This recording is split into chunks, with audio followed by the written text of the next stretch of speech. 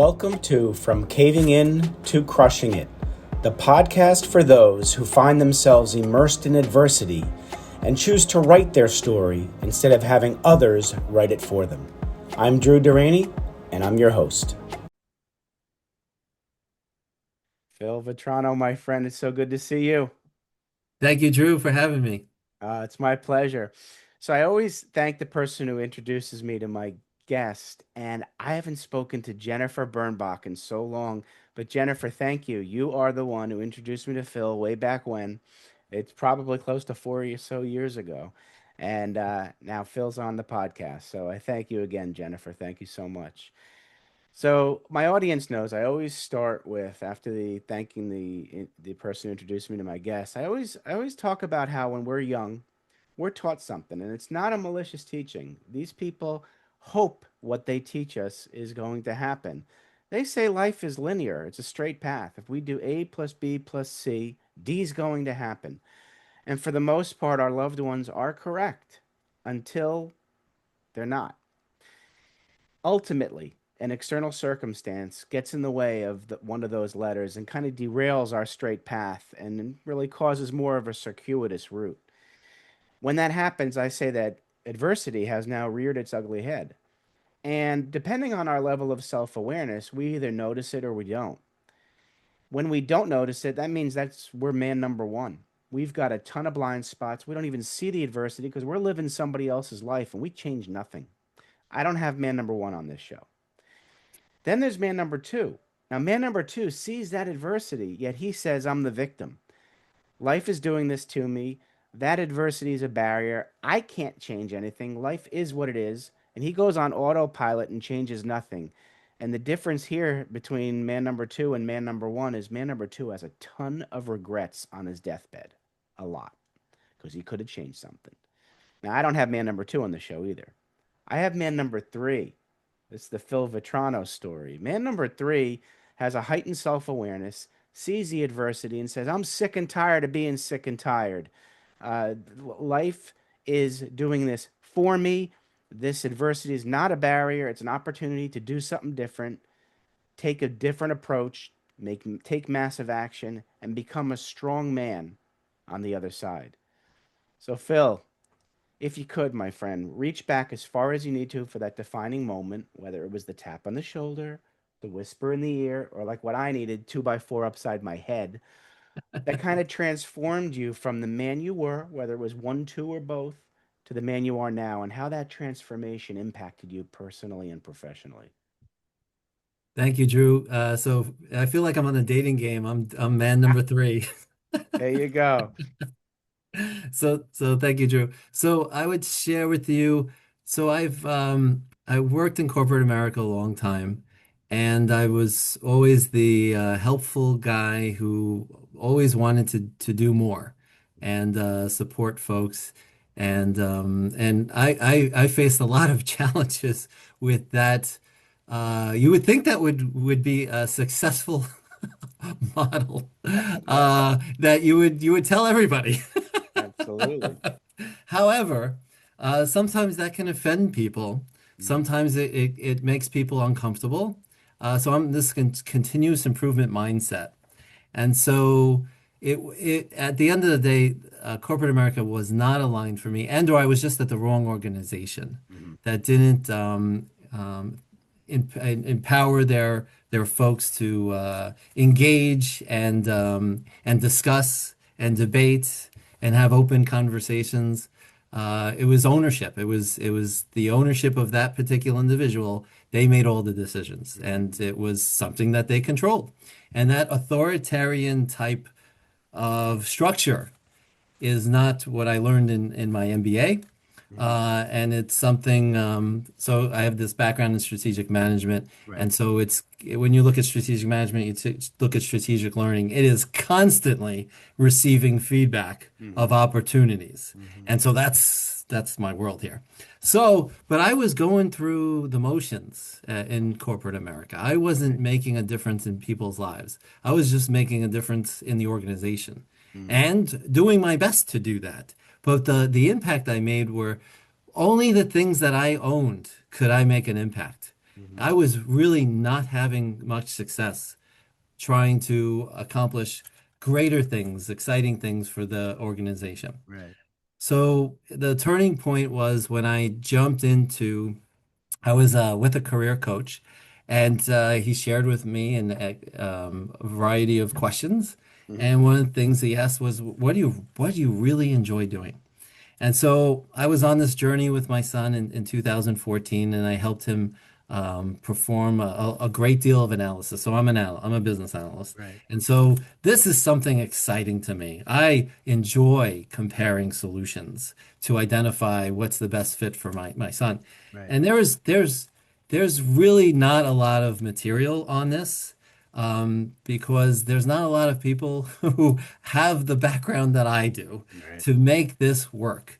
And so, and I share with, I do presentations with students too, and I share with them, you need over 100 skills Hmm. to make an informed decision in 12th grade. Wow. And so, I'm sorry, I meant 20, there's over 25 skills that are needed, Okay. and there are over 100 variables Okay. associated with Makes the sense. decision of which college to go to. Sure. So I apologize for that, No, but that's that okay. No, no, it makes sense now. still the impact is overwhelming Right. because this is their blind spot. Mm. Hmm. And and I share with this incredible knowledge with students about decision making and the skills that you need in order to make an informed decision. And so this is something I'm really passionate about. Right. And I see the stats associated with the success of college. So, folks out there, if you don't know, there's millions of students that will go to college that will not finish and get a degree in 4 years. And they won't finish and get a degree in 6 years either. Hmm. Millions of students. This is nowhere on the radar of concern of millions of people. Right. And so our society is really, really weak associated with supporting our youth in the way that we Right. can support our youth. Right. And so this was the turning point for me. I Mm. recognized Mm. the huge disadvantage that students and parents have in this quest of journey of what am I going to do after 12th grade? And which military am I going to? Which college am I going to? Right. Which trade Right. school am I going to? What's next? And so I provide so much valuable information to students Hmm. to help them on this journey where they're not getting this from guidance Right. counselors. They're not getting it from their teachers. They're not getting from their parents. Right. I easily identify blind spots for all three parties. And I Mhm. share the wisdom that I have because I'm an analyst. Right. I'm asking all the questions and I'm a Hmm. creative solution provider. I want the most robust solution for not only the student, but for the parents too. What This makes is sense for both parties? Yeah, Phil, this is interesting because I could see in corporate America why you hit a brick wall. Because they don't want you to ask those questions more or less. And so you decided to go this route because you were helping your son, a real world example of helping your son navigate these waters of 12th grade. And so all that wisdom and all that experience you gained helping your son, thank you for not keeping it to yourself because you could have, right? You could have stayed in corporate, helped your son move on, seen the data, and done nothing about it. So I want to put it into context that had you made a different choice and just took that information and kept it with you and moved on your way, there'd be a ton of students now who aren't better off the way they are now because of you. So I want to thank you for that part because you could have made a different choice or not or no choice whatsoever. So all right, so we'll get back to now we know you're an analyst. You are now get using this data to tell a bigger story. So let it now I want you to continue because I wanted to really let people know that you could have just kept that info you had learned on your son and walked away. Yeah, so I'm not that I'm number three. I want to make a difference in the world. And I don't like when people are at a disadvantage. I don't like hearing about fraud. I don't like that people are taking advantage of. I don't like to be taken advantage of. And so the current process that is in place now is, parents have these colleges on pedestals, Yes. especially the prestigious ones, Yeah. and they will throw money Yes. at it just so that their loved one could go there and get Right.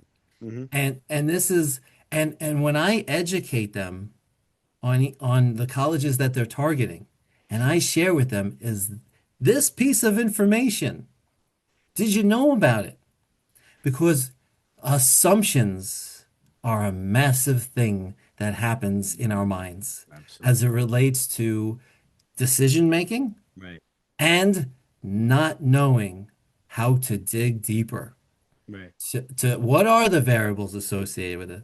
And this is one of the most important uh, elements of this Mhm. process Right. is to ask the question. And we don't do a good job as it relates to society in encouraging Hmm. people to ask questions, and it's okay because it's a learning process. Right. Right. And the question is, does that person, are they interested in learning? Right. The Right. worst part is, do they have the opportunity to learn this process? I'm just one person. I Mm. have not made the success of mass production of a book Mm. that is in every student's hands and they have a choice. They Right. could read it or they don't have to read it. Yep. I Right. haven't done it. Right. And so the only way they'll know is if they have incredible, and this is the only way, incredible mentors that have Yep. the knowledge Hmm. and patience Right. and time to go after this if they want to do it right. That's a good point. And I'm gonna say the word guidance counselor, and I'm gonna ask you. And now, generally speaking,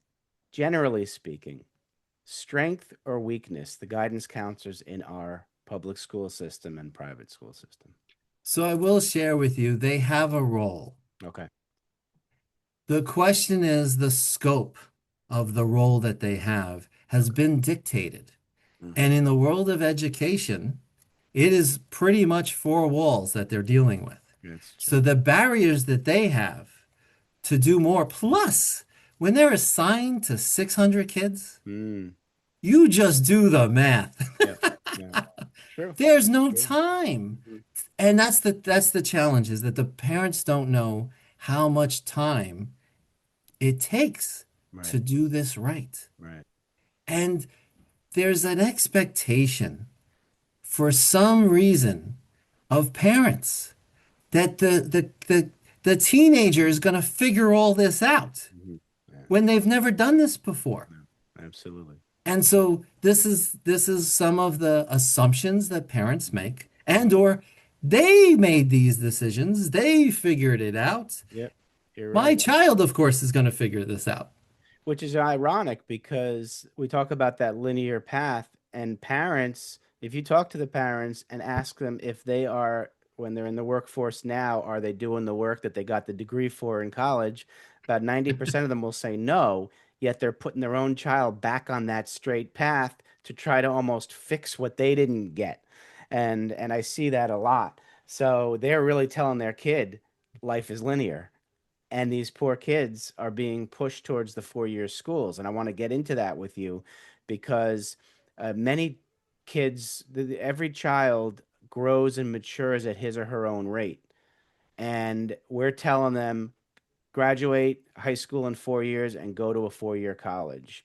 There's no really push in a lot of these public and private schools for either trade schools or the community college or a transition years if you have special needs. So talk to me about what you see in the landscape of, is it changing? Are they offering advice in schools, do you know, for trade schools and community colleges, or gap or transition years for these special needs kids?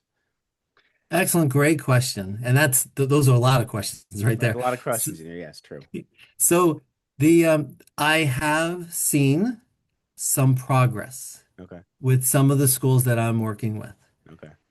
that they have the lens Hmm. and understanding about the career paths, that they're making an effort Hmm. to help and support. However, the buckets of career paths Hmm. are limited. Okay. All right. And it's because of the obvious. Hmm. High schools are not colleges. Hmm. And so, because high schools aren't colleges, they're not going to be exploring a lot of different things Right. in high school. Right. And so, the question is, who's going to address the gap? Mm. Hmm. Hmm. If you know your high school doesn't offer something that your loved one is interested in and passionate about, how are you going to get them there?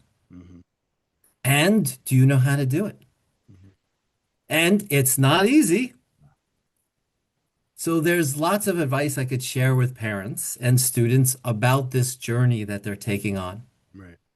And and what the challenge is the parents' philosophy Mm. associated with this process, and they have it in their head. Right. They are not open to change. Right. They're not open-minded, not all parents, Right. but some parents are very linear in a path that they've know and trust Right. because they are wise Yeah. in the careers that they've seen Right. happen. Right. Who's successful, who's unsuccessful, and they will make decisions Hmm. based on someone else's journey Right. until they hear options, the Mm. possibilities. And this is what we don't do. But we're not all analysts. No. We don't even have a goal Hmm. to assess all our options. Right. And this is some of the challenges for the students. Hmm. They don't do it either. Right. Congratulations. And I've only met one, I can Hmm. tell you, I've had conversations with adults those last 9 years, and only one adult has told me Uh-huh. that her dad told her to be a doctor, and she loves being a doctor. Okay. So that's One. 101 rare case.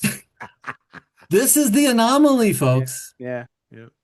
And I mean passionate about her work, Right. as opposed to, yeah, I'm doing it. You know, I have the knowledge, I have the skills, I Right. have the Right. talent.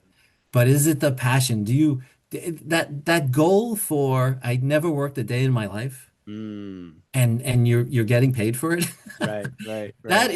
That is something that can be considered through Right. the first 5, 10 years Right. of the youth's life. Hmm. That's when they're most nimble and flexible.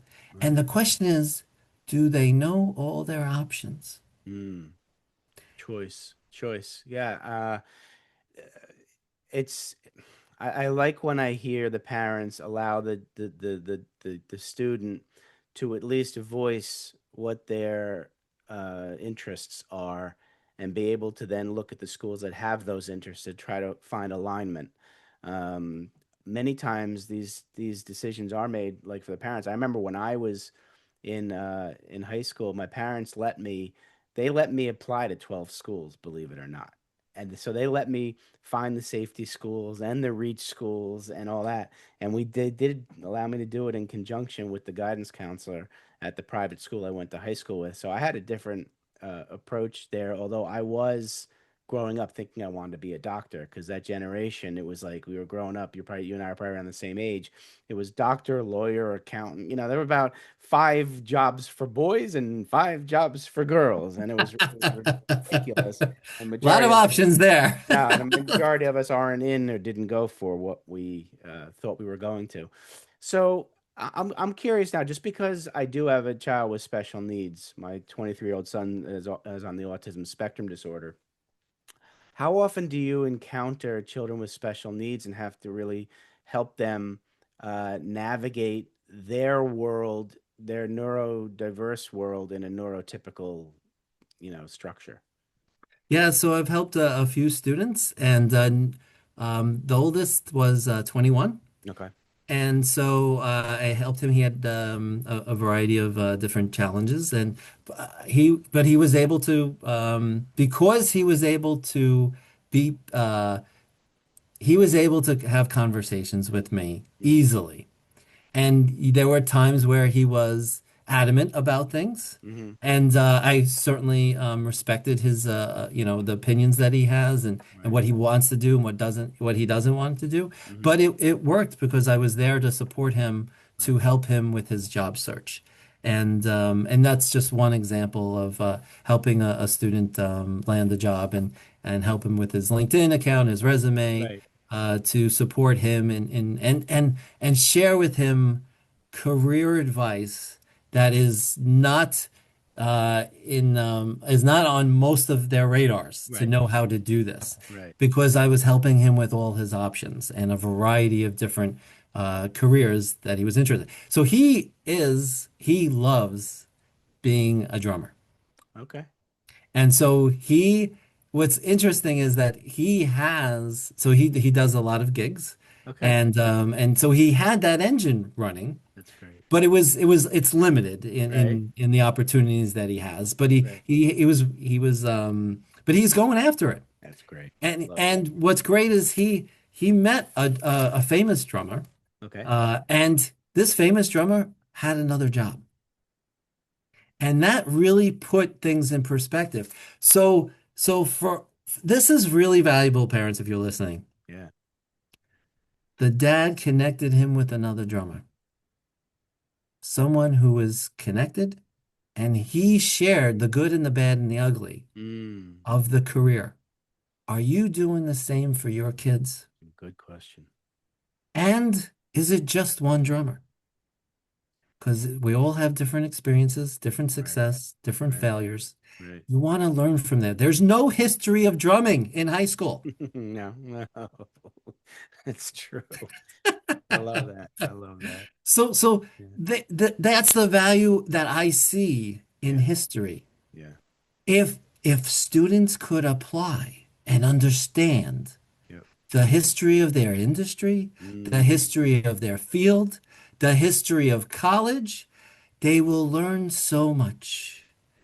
This is the goal in any field that you want to master. Right. You want to be connected with all the people you can in Right. that industry. Right. And what happens? Opportunities, Yeah, that's great options. advice. And Absolutely. so, yeah, so this is something guidance counselors are not teaching Mhm. students networking. No, no, and they're not told to. So they're like you said, they're in that four walls of that organization. So if they don't have some wiggle room for creativity and innovation, they got to stick to the plan that's given to them. So that's where you come in. And so I was also blind in the world of networking when Right. I was in corporate America. Okay. It was very limited. I Hmm. was not doing the networking that I did after I started this business. Right. And it opened my eyes to unbelievable opportunities. Hmm. And so, again, I'm a solution provider, folks. Right. Absolutely. And when I see networking done right, oh my goodness. If you didn't know this, networking done properly can make a huge difference in our society. Hmm. Unbelievable. Yeah. This is the way to kindness. So if you're not really familiar with networking, how it works, you're helping the person you're meeting, and they're doing the same as much as they can. Imagine that. Imagine if we taught our kids and united our kids Hmm. to help each other. And oh my goodness, let's connect the dots Yes, absolutely. to their dreams. Hmm. Yeah. So parents out there, your kid has a dream. Are you going to say, don't go after it? Are you going to give them the opportunity to try? And or are you going to connect them with someone who can help him or her pursue their dreams? That's a good question. And we parents, we want to protect our kids. because it's just natural. You want to protect your kids from risk. Don't take this. There, many parents nowadays have had to take their own risks, and they are learning that risks are a good thing because that's how you learn and that's how you grow. So I love how you pose that question. Are you allowing them to follow their dreams, and are you connecting them with people who have lived those dreams and succeeded in those dreams? I love that, Phil. I love it. I love it. I love it.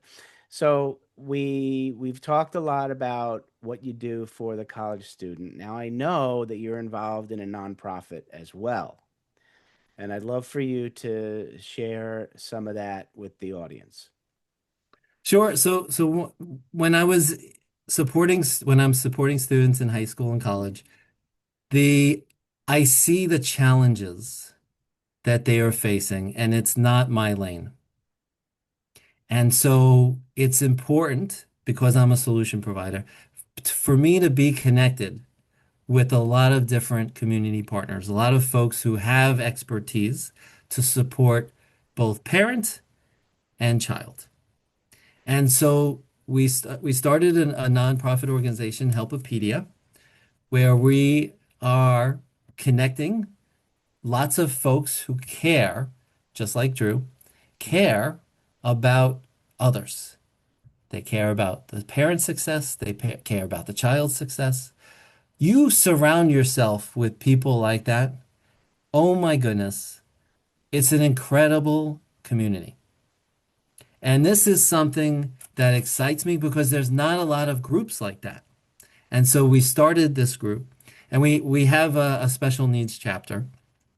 And we met a gentleman, Chris Myers, and he had a dream, and he made the dream a reality, but it was stale. It wasn't as successful monetized for the partner that he was working with. So it's now it's not nothing's changing on the website. So he came up with a special needs directory, and it was for servicing Memphis, Tennessee.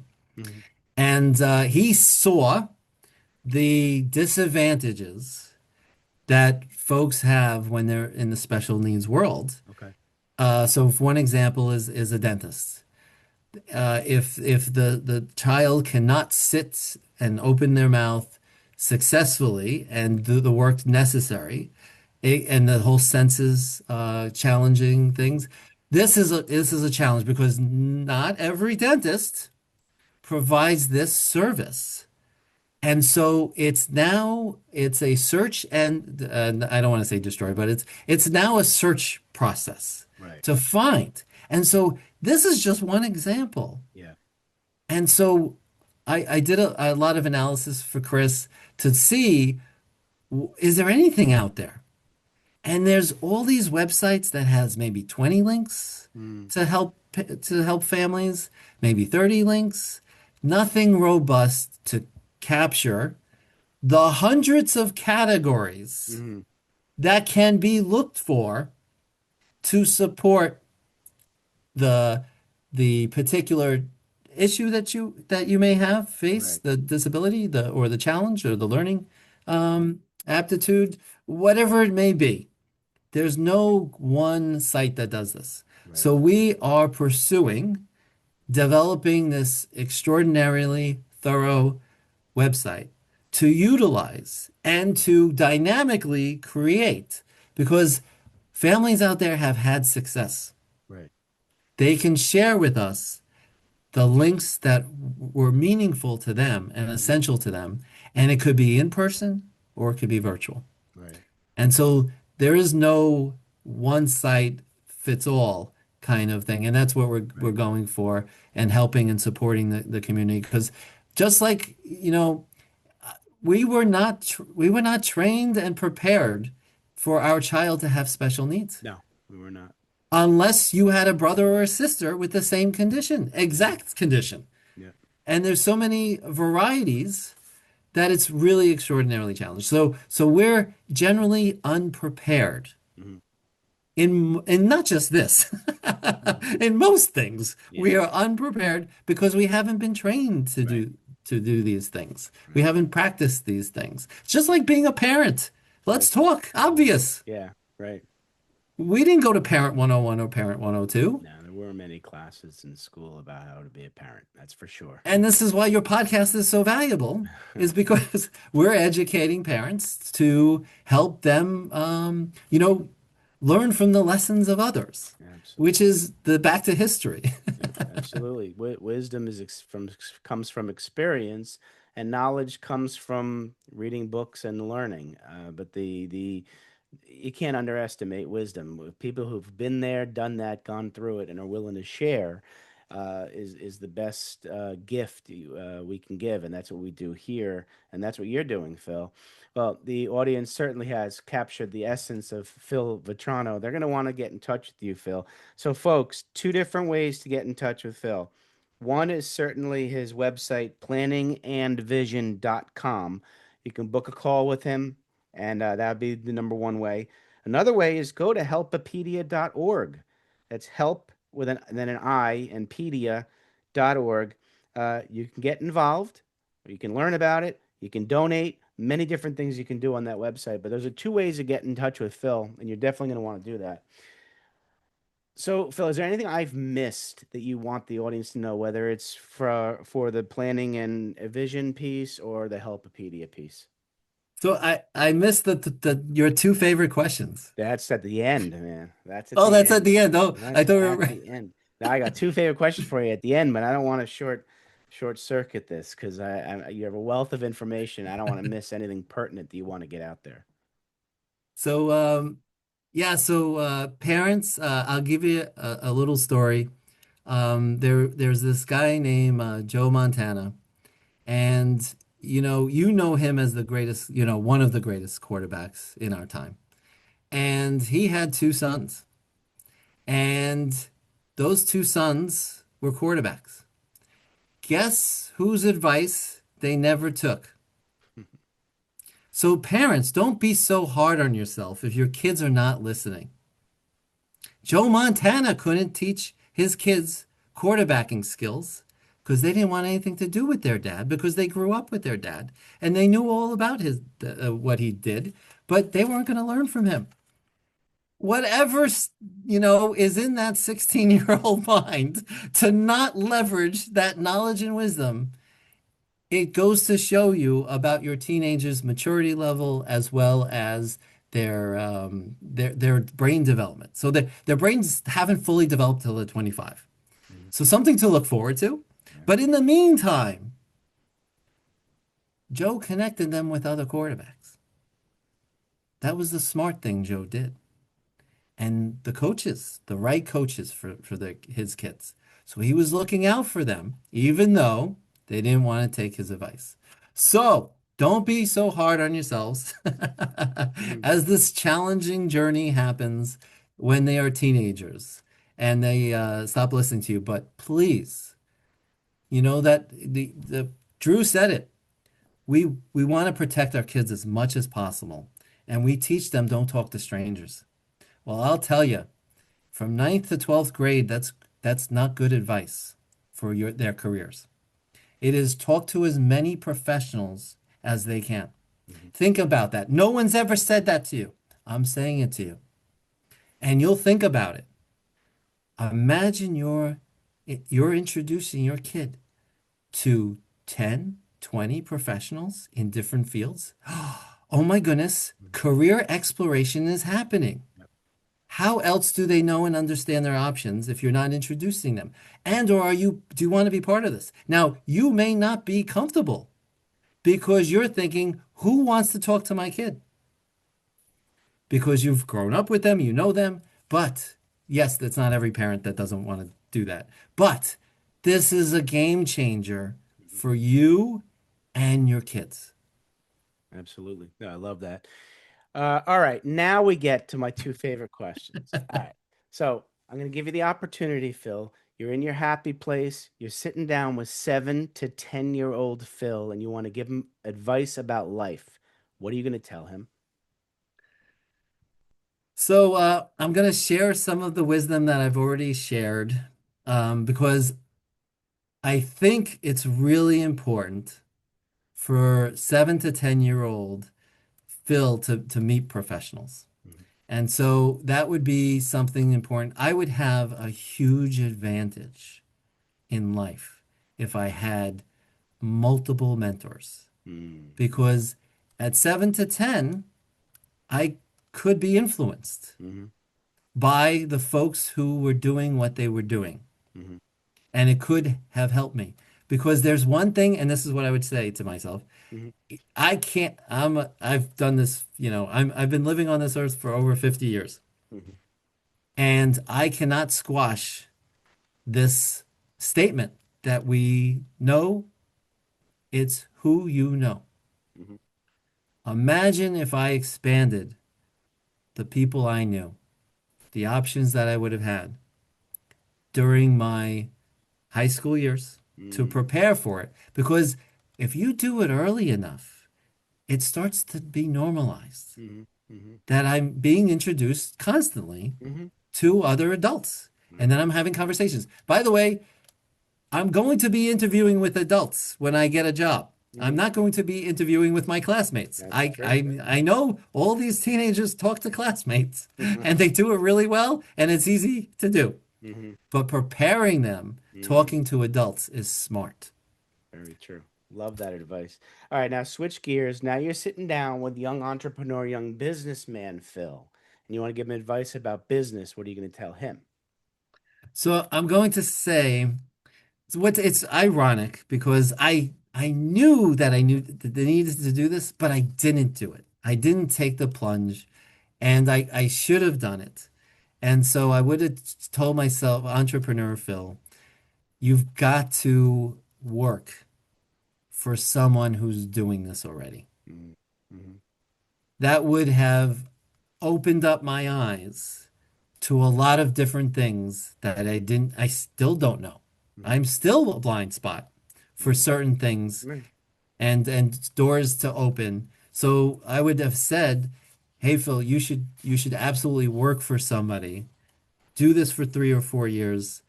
And it would have whet my appetite Mhm. for servicing more students, Right. more parents. I love that. Because the pipeline is difficult when you were never in this industry before. And that's it. Mm. So I true. was never in this industry, and Mhm. all of a sudden I made the career change, and Mhm. now I'm on my own. Mhm. And I'm meeting lots of folks who are in the same situation that I was.